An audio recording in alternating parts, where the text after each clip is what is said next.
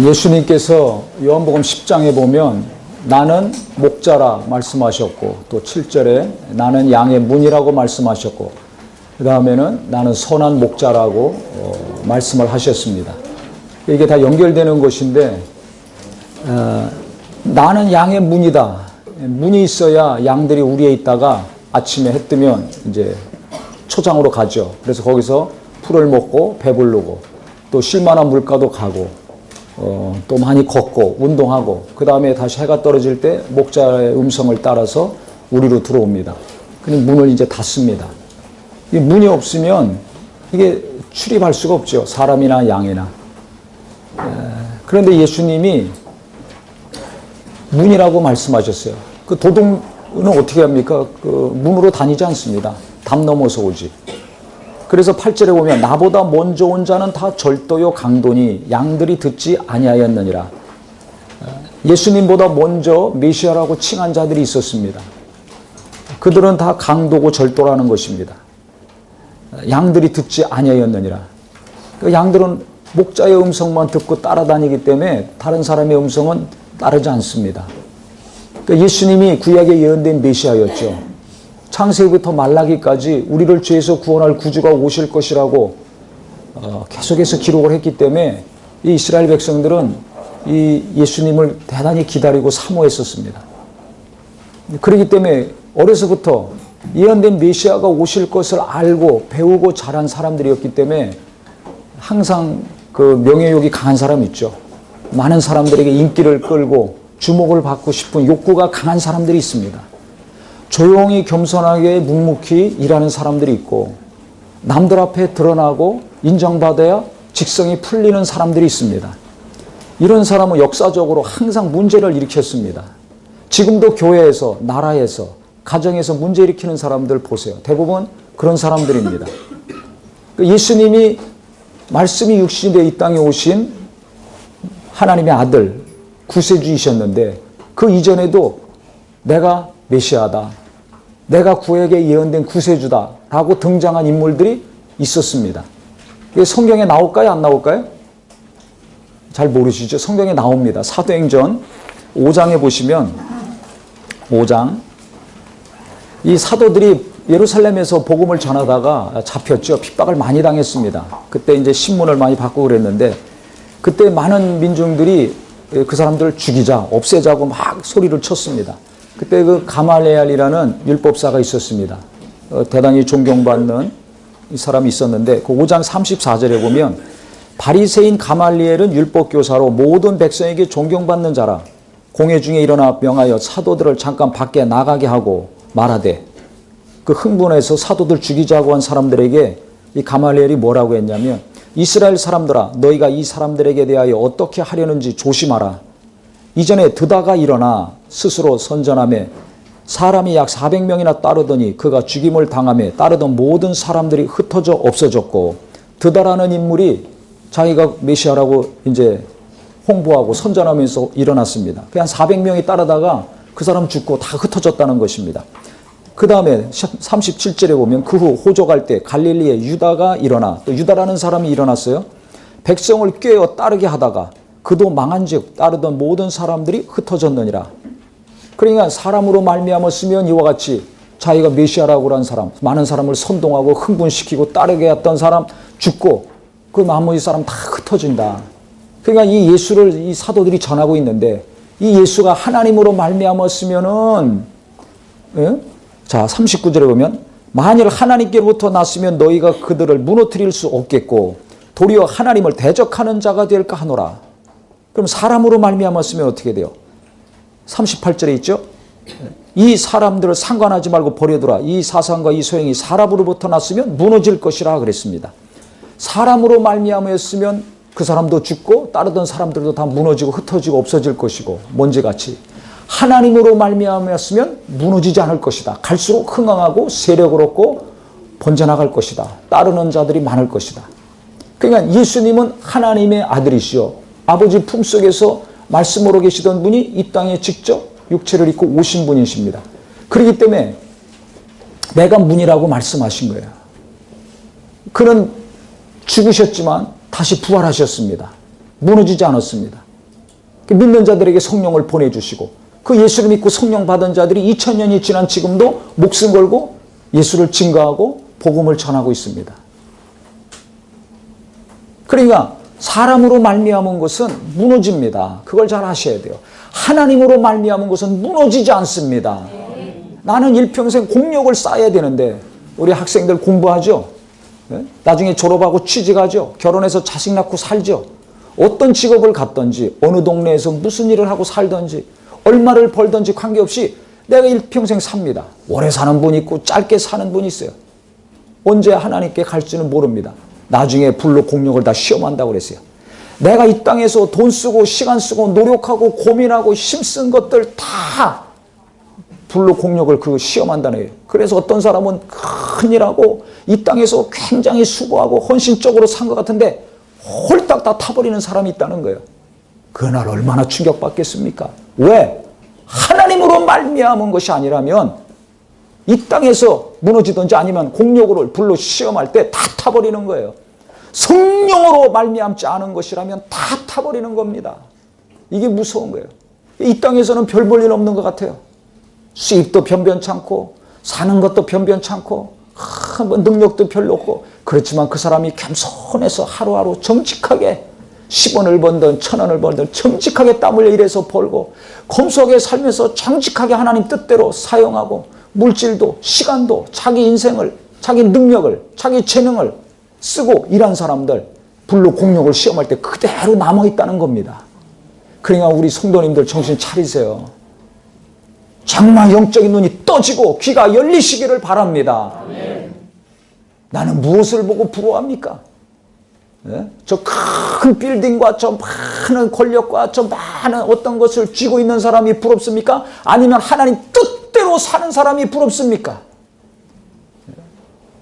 하나님 뜻대로 일해서 하나님 뜻대로 사는 사람이 나중에 불로 공력을 시험했을 때 그대로 남아있는 거예요. 그런 사람들이 많은 자들에게 감동을 주고 소망을 주는 사람이 되는 겁니다. 그런데 예수 믿으면서도 그런 사람들은 우습게 여겨요. 어린아이들이라도 간절히 기도하고 성령을 사모하고 하나님 뜻대로 살려고 그러고 말씀을 사모하고 기도하고 그럼 그런 학생들이 정말 나중에 하나님이 크게 쓰시는 자가 되는 거죠. 그런데 뭐 맨날 교회 가서 은혜만 받으면 뭐하냐. 공부 열심히 해야지. 좋은 학교 가야지. 학위도 받아야지. 그렇게 똑똑하고 지식 있는 사람들이 겸손해서 하나님 뜻대로 하나님으로 말미암은 생각, 하나님으로 말미암은 사명, 하나님이 주신 일들을 이루려고 힘써 일하면 정말 나라도 가정도 사회도 전 세계에 많은 유익을 주겠지만 그렇지 않으면 어떻게 돼요? 자기도 파괴시키고 가정도 파괴시키고 나라도 교회도 사회도 어지럽고 혼란에 빠뜨리지 않습니까? 우리가 얼마나 그 머리 좋은 사람들이 하지 머리 나쁜 사람 못합니다. 인물도 좋고 학벌도 좋고 인맥도 좋은 사람들이 큰 사고들 치죠. 왜 그래요? 하나님으로 말미암지 않고 자기 총욕으로 육심으로 말미암으면 그렇게 되는 거예요. 그러니까 이 가말리엘이 지혜로운 사람입니다. 저 사도들 내비둬라. 저 사람들이 믿는 예수, 저 사람들이 전하는 예수라는 사람이 우리가 볼 때는 나사렛, 베들레헴에서 태어나고 나사렛 동네에서 자라고 그 다음에 그 목수 아들이고 목수 일하다 나왔지만 그 내비둬라. 만약에 그가 하나님으로 말미암은 것이라면 계속 하나님이 후원하시고 무너지지 않고 흥황할 것이고 사람으로 말미암았다면 자칭 예수라고 그러고 예언된 메시아가 아니고 자기 스스로 메시아라고 그러고 공명심에 이끌려서 영웅심리에 이끌려서 자기가 들고 일어나서 많은 사람들을 선동하고 따르게 하면 언젠간 이렇게 무너진 사람들처럼 그도 무너지고 다 흩어질 것이다. 내비둬서 시간이 가면 다 결과가 나오게 돼 있습니다. 그러니까 이 땅에서 무언가 어떻게 살아야 될 것인가? 내가 성령으로 하나님으로 말미암은 생각, 하나님으로 말미암은 마음, 하나님으로 말미암은 일에 내가 빠져들어가서 그 일을 온전히 순종하여서 겸손히 이름으로 이 땅에서도 하나님께서 기뻐하시고 그 나라에 가서도 불로 공력을 시험할 때 내가 노력하고 힘쓰고 정말 땀 흘린 것들이 그대로 보존되고 영원히 상급이 되시기를 예수 이름으로 축원합니다. 허영심에 이끌리고 욕심에 이끌리고 교만해가지고 그래가지고 무엇인가를 크게 이루고 어떤 사람들에게 많은 자랑거리가 됐다 할지라도 나중에 그거 다 무너지게 돼 있어요. 이 땅에서 안 무너지면 아우 자식들이 물려받아 좋겠네. 천만의 말씀. 하나님 앞에 가서 칭찬받을 것 같습니까? 불로 공력을 시험할 때 성령으로 말미암지 않은 거, 하나님으로 말미암지 않은 것은 다 없어진다는 겁니다. 잿더미만 남는다는 거예요. 얼마나 허무합니까? 하나님께 갔는데 잿더미만 남아요. 거지 된다는 거예요. 아무것도 없어요. 거지가 된다는 겁니다. 구원받는다고 다 똑같이 대우받는 것이 아닙니다.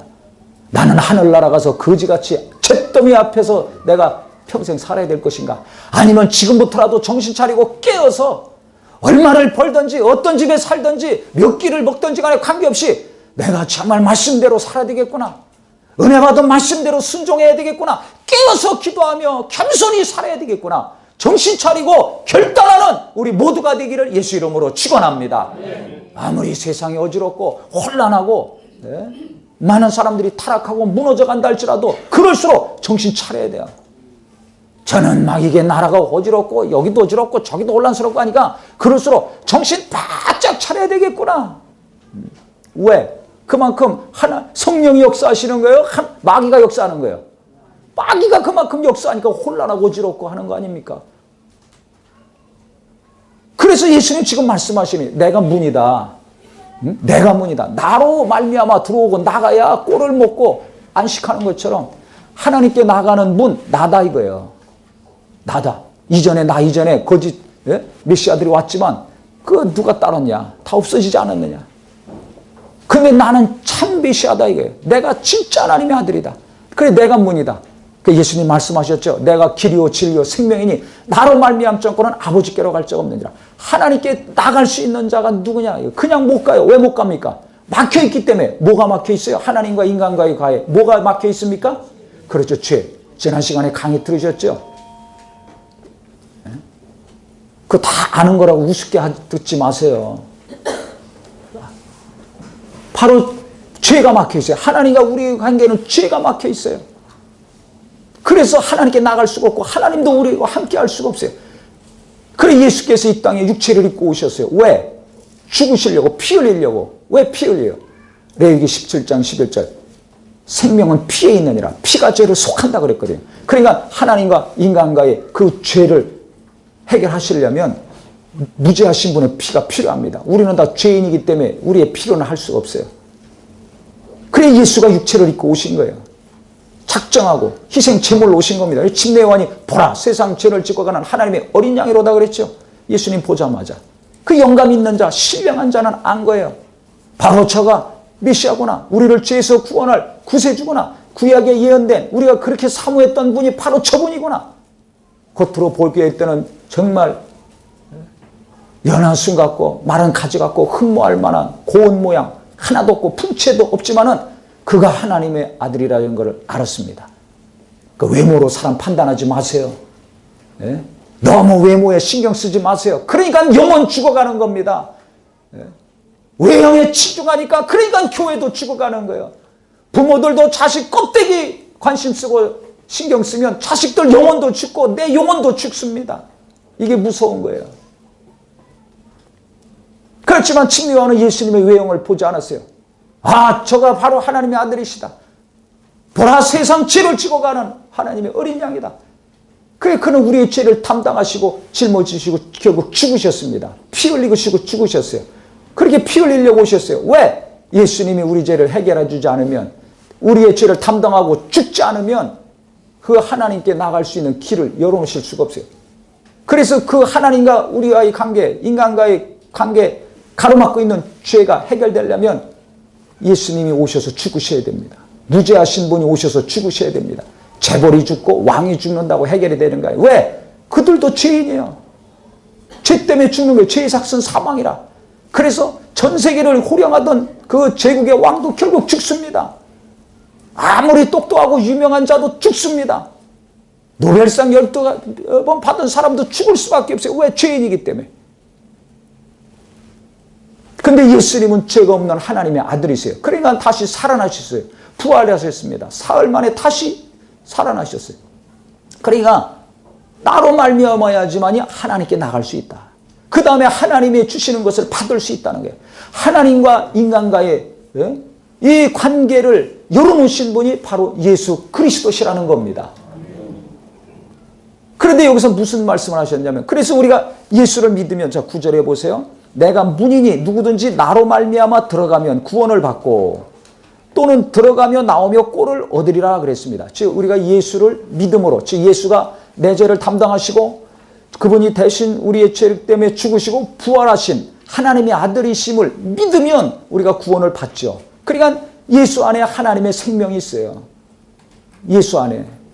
그분은 우리에게 영원한 생명을 주시려고 오신 분이에요. 그래서 아들이 있는 자에게는 생명이 있고 아들이 없는 자에게는 생명이 없느니라고 요한일서 5장에도 말씀하고 있습니다. 그러니까 예수를 영접하고 믿는다는 것은 하나님의 생명이 내 영혼에 들어오는 것입니다. 예수를 안 믿고 거부한다는 것은 하나님의 생명이 내게 들어오지 않는 것입니다. 밥을 보기만 한다고 배부릅니까? 기운이 납니까? 밥을 먹어야죠. 씹어서 삼켜야지 내게 기운이 되고 힘이 되는 겁니다. 마찬가지예요. 예수에 대해서 많이 듣고 예수에 대해서 많이 알고 있다고 생명 얻는 것이 아닙니다. 성경 하나도 모른다 할지라도 오늘 이 시간이라도 예수가 내 죄를 담당하시고 부활하신 하나님의 아들이시구나, 죄 없는 분이구나, 성령으로 이 땅에 천의의 몸에 잉태돼서 출생하시고 성령으로 사시다가 성령으로 부활하신 분이구나 하는 것을 내가 믿으면, 영접하면 바로 예수 안에 있는 이 하나님의 영원한 생명이 내 안에 들어온다는 것입니다. 어떻게 하나님의 생명이 내게 들어옵니까? 죄가 해결됐기 때문에. 그 다음에 나가고 들어오며 꼴을 얻으리라 그랬어요. 계속 예수를 통해서 기도를 상달시키고 하나님의 기도 응답을 받고 또 하나님이 주시는 말씀과 위로를 예수를 통해서 우리가 또 받을 수 있는 거예요. 그래서 하나님과 인간과의 중보, 중간 역할을 하는 분은 오직 예수 한 분밖에 없습니다. 그러니까 다른 또 중보가 있다면, 하나님과 인간과의 관계를 연결시켜주는 다른 사람이 있다면 그 완전히 적 그리스도라는 거예요. 그런데 예수 안에서 그러면 예수를 믿고 영생을 얻어서 기도하고 말씀을 듣고 위로도 받고 찬양도 하고 뭔가 하나님과 이렇게 교통이 잘 이루어지면서 우리가 생명을 얻는데 위로도 받고 10절에 보면 도둑이 있다는 것입니다. 이게 문제예요. 예수님과 우리와 그 다음 하나님과 이를 도우시는 성령만 있으면 괜찮은데 누가 있어요? 도둑이 있다는 거예요. 도둑이. 지금도 도둑이 있습니까? 없습니까? 그래서 잘 사는 집이건 못 사는 집이건 다 열쇠 보면 어마어마한 열쇠들 달아놔요. 가보면 뭐 변변한 것도 없는데도 열쇠는 꼭 막 몇 개씩 달아놓습니다. 사무실도 뭐 가져갈 것도 별로 없는데도 뭐 무슨 뭐 보안장치 해놓죠. 그리고 다달이 얼마씩 주죠. 그리 합니까? 안 합니까? 큰 공장이건 작은 공장이건 큰 건물이건 작은 방이건 간에 다 그 보안장치 해놓고 그 비용을 줍니다. 왜? 도둑놈 못 들어오게 하려고. 도둑 안 맞으려고. 아니 자기 집 살림살이도 몇 개 없는 집에도 꼭 그 열쇠 잘 잠그고 갔나, 문 잠그고 갔나 안 잠그고 갔나 확인하죠. 차 타고 가다가도 다시 가서 확인할 정도인데, 사무실 하나 열더라도 컴퓨터하고 뭐 서류 몇 개 없는데도 불구하고 꼭 뭐 장치해 놓죠. 그럼 매달 얼마씩 지출하지 않습니까? 도둑 안 맞으려고. 그러니까 자기 재산, 자기 사무실, 자기 사업체 지키려고는 비용을 얼마가 되든지 지불하고 도둑놈 못 들어오게 하려고 합니다.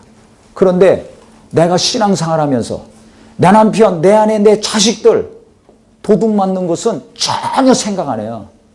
몇만 원짜리, 몇십만 원짜리, 몇백만 원짜리는 도둑질 안 당하려고 철저히 그렇게 한 달에 얼마씩 주어가면서도 철저히 이렇게 보안장치하고 열쇠 걸어 잠그고 확인하며 출퇴근하고 사는데, 영원히 사는 내 영혼, 내 가족들의 영혼은 지금 도둑질 당하고 있는가 안 당하고 있는가, 이거 신경 쓰셔야 됩니다.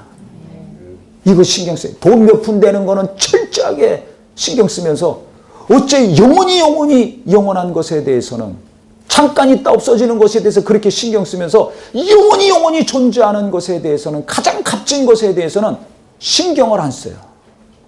이게 뭐가 들어오고 뭐가 빠져나가는지를 몰라요. 수입 지출에 대해서는 얼마나 계산합니까? 계산기 두드려가면서 이자 0. 몇 %까지 따져가면서 계산하잖아요. 돈에 대해서는 그렇게 철저하게 몇 번씩 계산기 두드리고 이자 계산하고 받을 것 줄 것 철저하게 계산해 가면서 사는데 하나님이 주시는 것인 지금 무엇인가? 하나님이 인도하시는 것은 무엇인가? 또 내게서 지금 도둑질 당하고 빠져나가고 있는 것은 무엇인가? 이건 전혀 신경 안 쓰고 삽니다. 그러니까 신앙생활 답답하게 하고 헛손질 헛발질하고 사는 것이 너무나 많아요. 주님이 그래서 말씀하신 거예요. 나로 말미암아 하나님께 나가라. 나를 믿고 영생 얻고 구원받고 하나님의 사랑도 받고 은혜도 받고 능력도 받아라 라고만 말씀하지 않았어요. 그 다음에 바로 말씀하신 것은 도둑이 있다는 거예요. 도둑이 오는 것은 도둑질하고 죽이고 멸망시키려는 것뿐이요 내가 온 것은 양들로 생명을 얻고 더 풍성히 얻게 하려 함이라 말씀하셨어요. 이 양을 도둑질해가는 도둑놈이 있다는 거예요. 도둑질해가면 어떻게 죽이고 멸망시킨다는 겁니다. 마찬가지로 내가 예수 믿고 은혜도 받고 이렇게 신앙생활도 하지만은 도둑놈이 항상 있어서 도둑질해 간다는 거예요. 그래서 교회 안에도 영혼들을 항상 세상으로 끌고 가는 이 도둑놈이 있습니다. 마귀가 있어요. 악한 자가 있어요. 눈에 안 보여서 그렇지. 오늘도 벌써 예배 안 나온 사람 있죠? 한 번 나오면 그 다음 또 못 나오는 사람들 있죠? 예배 못 나오게 만들고 예배는 나와요. 그런데 앉아만 있지 그 다음에 맛있게 밥은 막 먹으면서 하나님 말씀에 은혜 받은 거 얘기해 보세요. 그러면 생각이 안 난다네. 참, 1시간밖에 지나지 않았는데 무엇이 하나님이 주신 말씀인지 하나님이 내게 어떤 은혜를 주셨는지 몰라요. 이 정도예요. 아, 은혜를 받았어요. 찔림을 받았어요. 그래서 우리가 매주 주보에 간증 쓰죠. 아마 매주 간증 쓰는 교회 드물 겁니다. 매주 간증 써요. 그 간증 보시면 와서 은혜 받았다고 죽어가던 영혼이 은혜 받아서 막 기도가 시작되고 육체도 다 메말라가던 자가 힘을 얻고 탄식하던 자들이 위로받고 첫사랑을 회복하고 그 짧은 1시간이지만은 말씀을 통해서 찬양을 통해서 기도를 통해서 영혼이 막 살아납니다. 왜? 교회 와서 그들이 뭐 출세를 했습니까? 아, 좋은 직장에 취직했습니까? 아닙니다. 뭐 집이 한 칸 생겼습니까? 아닙니다. 그 영혼에 뭐가 임했기 때문에 그런 간증이 나옵니까? 생명이 임했기 때문에. 하나님의 생명이 눈에는 보이지 않아요. 눈에 보이는 돈이나 자동차나 집이나 건물은 없어요. 하지만 보이지 않는 하나님의 생명, 영원한 생명이 그들 속에 들어가니까 입에 만족시키는 맛있는 양식이 아니라 눈을 만족시키는 옷이 아니라 놓이지 않는 하나님의 영원한 생명이 성령으로 말미암아 그들 속에 들어가니까 쭈그러졌던 마음이 펴지고 육체의 연약함도 막 떠나가고 낙심과 좌절됐던 사람들이 의욕이 생기고 희망이 생기고 소망이 막 생기는 겁니다. 그 교회도 안 나오고 기도도 못하는 사람이 막 예배를 사모하고 말씀에 은혜 받고 기도하고 하니까 힘이 있는 거예요. 무슨 힘? 나를 일으킬 수 있는 힘, 세상을 정말 나가서 힘있게 싸울 수 있는 정말 이 놀라운 능력이 그 영혼에서부터 막 솟아올라 나온 것입니다. 할렐루야. 그러니까 돈이 힘이 아니고 지식이 힘이 아니고 육체가 힘이 아니고 진정한 힘은 내 영에서부터 나와야 됩니다. 그 힘을 주시는 분이 바로 예수님이라는 거예요. 그 생명을 예수님이 오셔서 주셨어요. 그래서 나이가 온 것은 양들로 생명을 얻게 하고 우리 죄를 담당하시고 피 흘려서 죽으심으로 우리의 영혼에 생명을 주셨어요. 그것으로 끝난 것이 아니라 생명을 얻게 하고 영원한 생명을 얻게 하고 죄의 문제를 해결해 주고 그 구원만 시켜주신 것이 아니라 그 다음부터 풍성한 생명을 주려 하심이라 그랬습니다. 그러니까 구원받은 것으로 만족하지 말고 풍성한 생명을 주신다고 약속했으니까 계속 하나님이 주시고자 하시는 이 놀라운 생명을 받으려고 해야 됩니다. 이게 중요한 거예요. 아유, 나는 구원받았으니까 어느 때 죽든지 하늘나라 가니까 그 수준에서 만족하면 할 수 없어요. 그냥 그렇게 살아야지. 그럼 나중에 하늘나라 가서 이제 거지같이 사는 거예요. 영원히. 얼마나 비참해요. 그런데 풍성한 생명을 나는 주기라 예수님 말씀하신 거예요. 그러니까 구원받은 하나님의 자녀들에게 무엇인가 예수님은 계속 하늘문을 여셔서 계속 무언가 막 쏟아부어주려고 하시는 겁니다. 그런데 나는 이 하나님의 생명, 예수님이 풍성히 주시려고 하시는 이 생명을 받으려고 합니까? 안 받으려고 합니까? 이것을 사모해서 내 영혼에 하나님의 생명이 계속 머물 뿐만 아니라 풍성할 뿐만 아니라 넘치는 자가 되시기를 예수 이름으로 축원합니다. 그럼 생명이 뭐예요? 예수님이 본인이 길이요 진리요 생명이라고 말씀하셨어요. 그래서 우리 영혼을 구원하셨어요. 죽음과 부활을 통해서. 그 다음에 풍성한 생명은 무엇을 주셨다 그랬어요. 요한복음 6장 63절에 보면 살리는 것은 영이니 육은 무익하니라. 내가 너에게 이른 말이 영이요 생명이라고 그랬습니다. 즉 내가 너에게 이른 말, 예수님의 말씀, 하나님의 말씀이 생명이라는 것입니다. 이 말씀은 근데 영이라고 그랬어요. 영이요 생명이라고 그랬어요.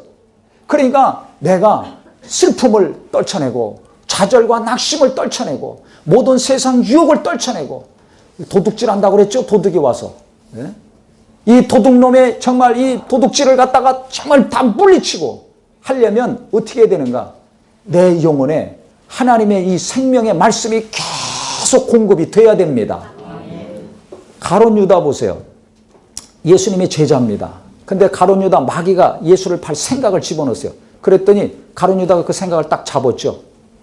그래서 유대 지도자들하고 짜가지고 예수를 팔아 넘겼습니다. 그러면 왜 12제자 중에 가룟 유다가 마귀에게 선택됐을까요? 가룟 유다는 원래 이 헌금에 손대는 사람이었어요. 예수님 당시도 헌금했습니다. 헌금 얘기하면 기분 좋게 안 좋게 생각하는 분들이 있어요. 예수님도 헌금하라고 그랬어요. 예수님 당시도 헌금했어요. 그래서 헌금 재정 집사가 재정 담당하는 사람이 그게 가룟 유다였어요. 근데 그걸 제대로 써야 되는데 자기 주머니로 옮겼습니다. 도둑질한 거지 헌금을. 그러니까 그 안에 사심이 있는 거예요, 없는 거예요? 욕심이 있어요, 없어요? 이런 사람 마귀의 타켓이 되는 거예요. 그렇게 많이 능력 있고 예수님 쫓아다니고 말씀도 듣고 했잖아요. 모든 걸 포기하고 따랐지 않습니까? 한 잘할지라도 그 속에 물질에 대한 욕심, 명예에 대한 욕심, 개인적인 야망이 있는 사람들은 마귀의 타켓이 되고 결국 원수에게 나중에 쓰임받는 자가 됩니다. 이거 조심해야 돼요. 그러니까 내 안에 어떤 욕심이 있는가? 신앙생활하면서 교회 안에서도 어떤 야망이 있는가? 그게 없는 성도가 되시기를 예수 이름으로 축원합니다. 누구한테 꼭 인정받아야지, 이 얘기 꼭 들어야지 직성이 풀립니까? 그게 없어야 정상적인 그리스도인이에요. 저런 어린아이들이나 막 시끄럽게 떠들면서 자기 알아달라고, 자기 예뻐해달라고, 자기 인정해달라고 그러지, 다 컸는데 맨날 나 인정해달라고, 나 알아달라고. 그럼 어린아이예요. 그래 고린도 교인들 바울이 너희들은 어린아이 취급할 수밖에 없다. 장성한 분량으로 내가 대할 수 없다고 그가 얘기하지 않습니까? 그러니까 벌써 욕심이 있고 타락한 행동을 하고, 그러니까 마귀가 딱 찍었어요. 그래서 생각을 싹 넣었더니 쏙 들어가죠. 왜? 이미 틈이 벌어져 있는 사람이에요. 예수님과의 관계에서, 하나님과의 관계에서 틈이 벌어져 있어요. 이런 사람 얼마나 많습니까? 그 마귀가 생각을 넣으니까 쏙 들어갔네. 그러니까 사탄이 들어가니라 그랬어요. 그래서 예수님 팔 때와 그 다음에 광야에서 예수님 유혹할 때와 선악과 에덴 동산에서 아담과 하와 타락시킬 때는 마귀가 직접 역사했습니다. 나머지 것들은 귀신이나 다른 것들이 역사했지만은 가장 중요한 아담을 타락시킬 때, 예수님 광야에서 유혹할 때, 또 예수님 마지막에 죽일 때 가룟 유다를 통해서 예수님 팔았죠. 그때는 마귀가 직접 일했어요. 그게 생각을 집어넣었어요. 그러니까 생각 잘해야 됩니다.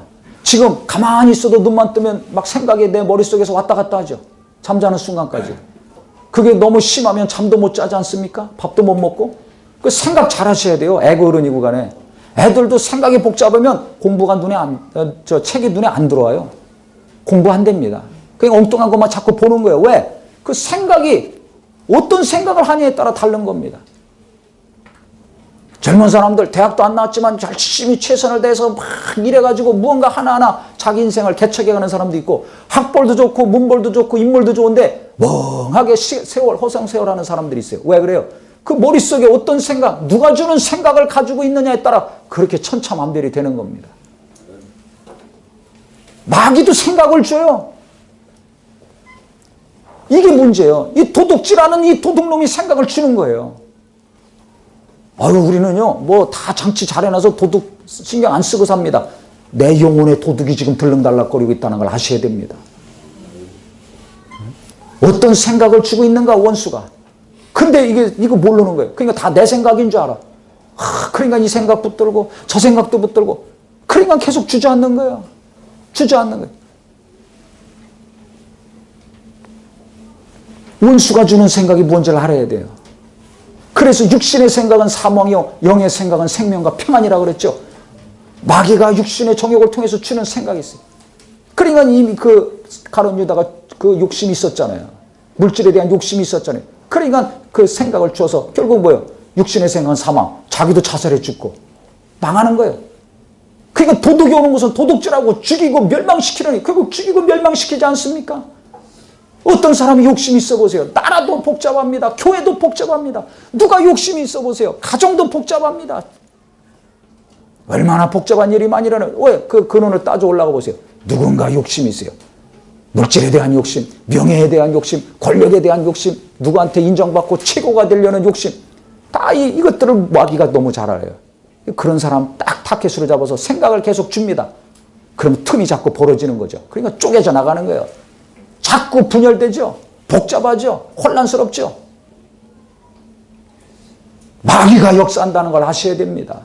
그런데 이거는 모르고 다 사람을 타켓을 해서 저거 죽여야 된다, 저거 죽여야 된다, 사람 죽이려고 하니까 어떻게 되는 거예요?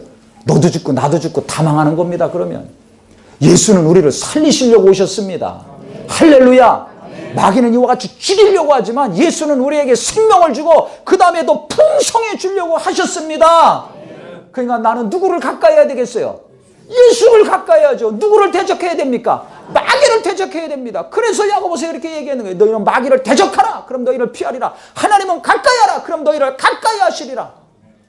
우리는 항상 예수 피를 의지해서 나도 용서받고 그 다음에 예수님 앞에 철저히 무릎 꿇어서 내게 생명을 주시려고 하시는 예수님의 말씀, 성령이 주시는 주님의 말씀에 귀를 기울이고 항상 그 말씀으로 내 영혼을 보존하고 내 가정을 지키고 교회도 거룩하게 유지할 수 있는 능력 있기를 예수 이름으로 축원합니다. 예수 이름으로 축원합니다. 그러니까 원수가 주는 생각을 물리칠 힘이 있어야 돼요. 근데 이걸 누가 물리칩니까? 영의 생명이 있는 사람만이 물리칩니다. 근데 영혼에 생명이 없어요. 즉 말씀이 없어요. 그러니까 무슨 생각이 들어오면 이게 원수가 주는 건지 자기 생각인지 하나님이 주는 건지 몰라요. 그러니까 머리도 복잡하고 가슴이 복잡한 거예요. 정리가 안 되죠. 영의 힘이 없으면 그래서 마음이 괴로운 거예요. 머리도 혼란스러워. 보고 듣는 것마다 복잡하고 혼란스러워. 어떻게 해야 될지를 모르겠어요. 갈 바를 모르겠어요. 애들이 방황합니까? 젊은이들이 방황합니까? 나도 흔들리고 방황하고 있습니까? 어찌할 바를 모르겠습니까? 답을 가르쳐 드릴까요? 뭐가 없다고요? 생명이 없어요. 어디에? 내 영혼에. 돈이 없어서, 직장이 없어서, 지도자를 잘못 만나서, 저 불의한 사람 때문에, 저 욕심 많은 사람 때문에 내 영에 생명이 없으니까 분별을 못해요. 내 영에 생명이 있어야 됩니다. 즉 하나님 말씀이 있어야 됩니다. 내가 너에게 이런 말이 영이요 생명이라 그랬어요. 살리는 것은 영이니 육은 무익하니라. 나는 무익한 거 자꾸 붙들고 의지하고 삽니까? 아니면 나를 살리고 내 가정도 살리고 내 앞날을 살리시는 영의 생명의 말씀을 붙들려고 합니까? 말씀을 선택하는 지혜와 결단이 있기를 예수 이름으로 축원합니다. 예수 이름으로 축원합니다. 그래서 고통스럽고 흔들리고 혼란스러울 때마다 예수님 생각하셔야 돼요. 예수님 마귀가 40일 금식하고 나오셨을 때 유혹했죠. 유혹할 때 뭘로 마귀를 대적하시고 물리쳤습니까? 그렇지. 마태복음 4장 잘 아시잖아요. 기록되었으되 기록되었으되 기록되었으되 기록된 말씀 하나님 말씀 세 구절로 딱 물리치셨어요. 그러니까 마귀를 대적하라. 뭘로 대적해? 눈에 안 보이는데 이 생각을 틈만 있으면 이렇게 생각을 줘서 나를 파괴시키고 죽이고 멸망시키려고 하는 이 원수를 어떻게 대적해요? 내게 말씀이 있을 때 말씀이 그 생각을 대적하는 것입니다. 이걸 아셔야 돼요. 그래서 은혜 받은 말씀을 어떻게 은혜 받았는지 어떻게 깨달았는지 매주 나누라고 그룹별 모임 때 말씀드리는 거예요. 오늘 끝나고 가면 부부간에 부모 자식 간에 뭘 해야 돼? 어디 가서 뭐 먹을까? 그것도 좋지만 오늘 말씀이 어떻게 은혜 받았느냐? 오늘 말씀을 듣고 어땠느냐? 뭘 깨달았는가? 가족들끼리 나누시기를 예수 이름으로 축원합니다. 그 말씀이 있어야 돼요. 말씀이 살아있어야 돼요. 그래서 날마다 뭘 먹을까 염려만 하지 마시고 날마다 어떻게 말씀을 그래서 만나방송도 하는 게 날마다 만나방송 나가잖아요. 짧게. 누르기만 하면 나오는데 유튜브 들어가서 얼마나 감사합니까?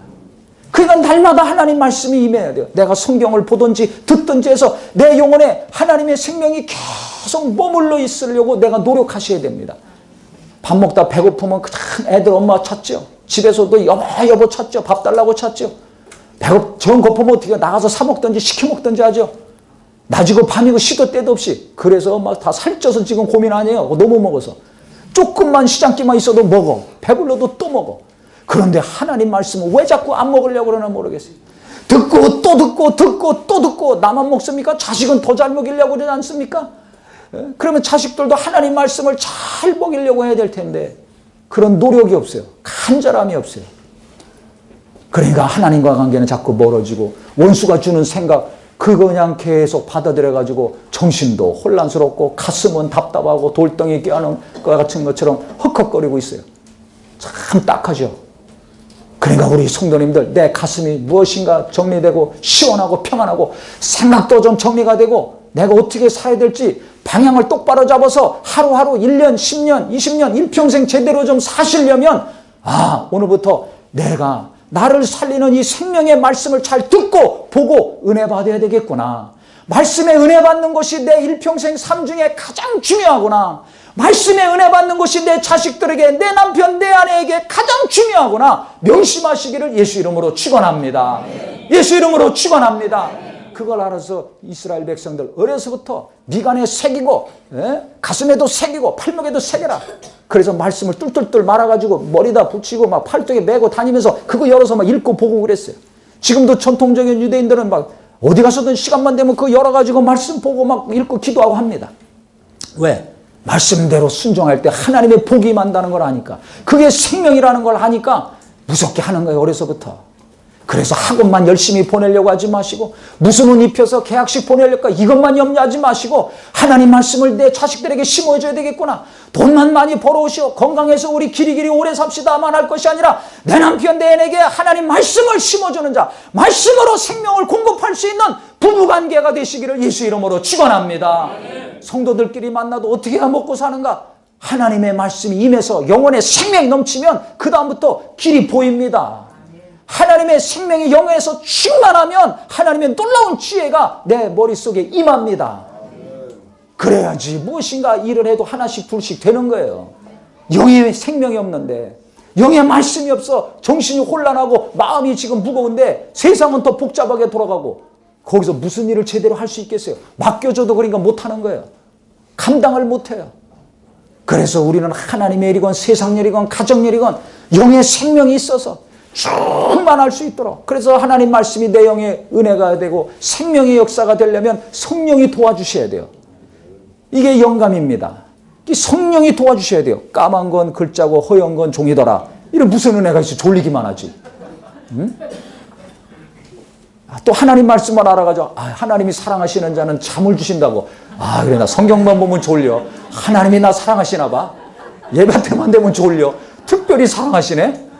한 번 웃고 끝날 얘기지 그러면 안 됩니다.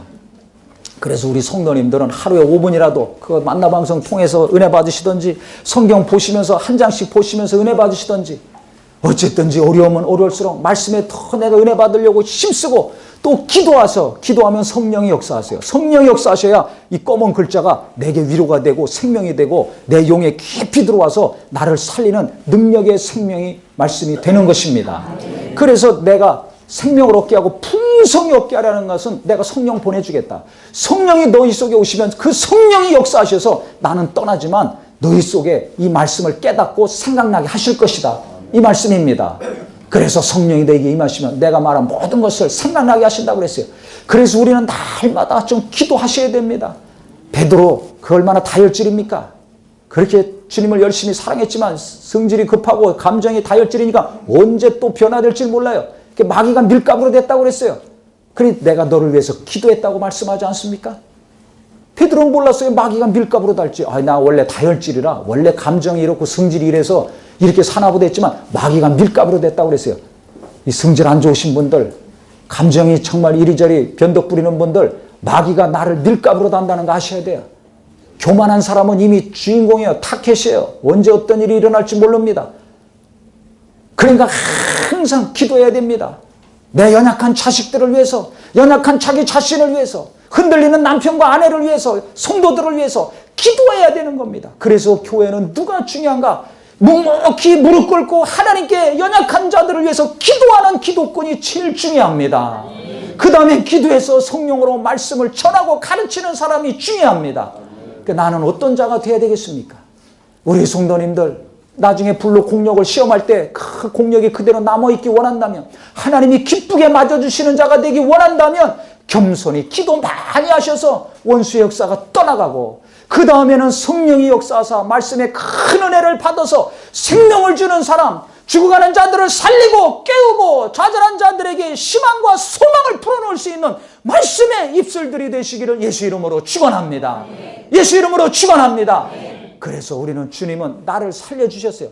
그 다음에 생명을 계속 부어주신다고 하셨으니까 말씀의 은혜를 받으시고, 이 말씀을 통해서 내 가족들도, 이웃들도, 정말 교인들도, 만나는 자들마다 살리는 사람, 그래서 나를 통해서 하나님의 정말 역사가, 예수 그리스도가 이 땅에 오셔서 하신 역사가 일평생 이루어질 수 있는 능력 있는 삶이 되시기를 예수 이름으로 축원합니다. 예수 이름으로 축원합니다. 기도하겠습니다.